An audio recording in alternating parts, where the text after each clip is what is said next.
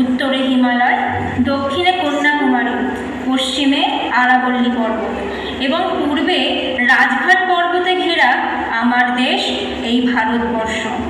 একদিকে বয়ে চলেছে স্রোতস্বিনী গঙ্গা কলকল ধারায়, অন্যদিকে শস্য শ্যামল ভরা ধরিত্রী। ফুলে ফলে ভারত মাতাকে আলিঙ্গন করছে কবির ভাষায় নববধূ বা দুলহান।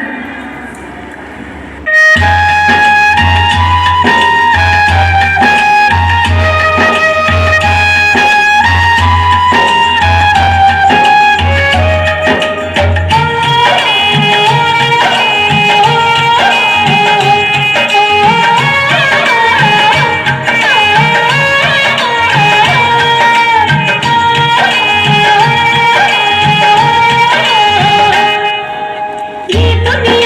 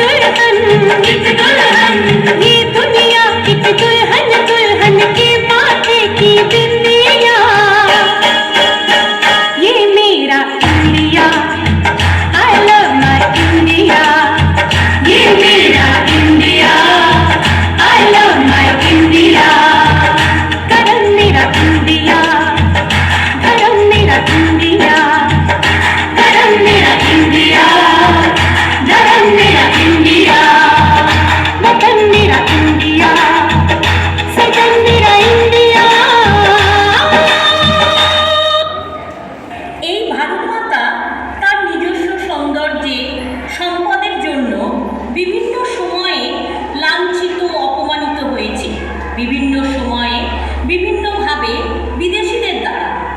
তারা ভারতবর্ষে এসেছে, লুণ্ঠন করে অপমানিত করেছে ভারত মাতাকে, কেউ বা ভারতবর্ষে থেকে গেছে। তাই কবির ভাষায় আমাদের এই ভারতবর্ষ নানা ভাষা, নানা মত, নানা পরিধান, বিবিধের মাঝে দেখো মিলন মহান। ভারতের বিভিন্ন প্রান্তে যে সমস্ত হিন্দু রাজারা রাজত্ব করতেন, তারা এই সমস্ত বিদেশি শক্তিকে আটকাবার চেষ্টা করেছেন, অনেক সময় সফলও হয়েছেন। কিন্তু নিজেদের মধ্যে পারস্পরিক সংঘাত, ক্ষমতা লিপ্সা তাদেরকে ধ্বংসের দিকে ঠেলে দিয়েছে। তাদের এই দুর্বলতার সুযোগ নিয়ে যে বিদেশি শক্তি ভারতবর্ষকে 200 বছরের বেশি শাসন করেছিল এবং শোষণ করেছিল, তা হলো ইংরেজ জাতি।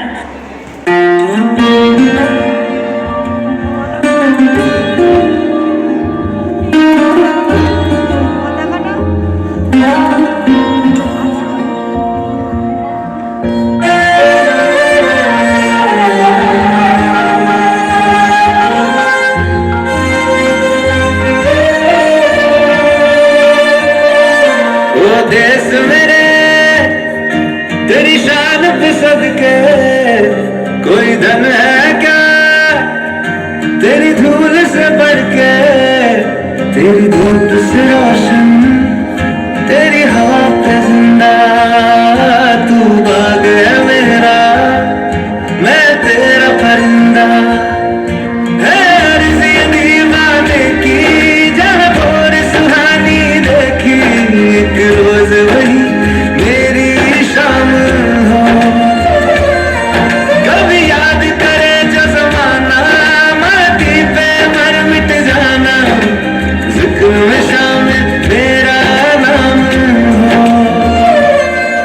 ओ देश मेरे तेरी शान पे सदके कोई धन है क्या तेरी धूल से बढ़ के, तेरी धूप से रोशन, तेरी हवा पे जिंदा। तू बाग है मेरा, मैं तेरा परिंदा।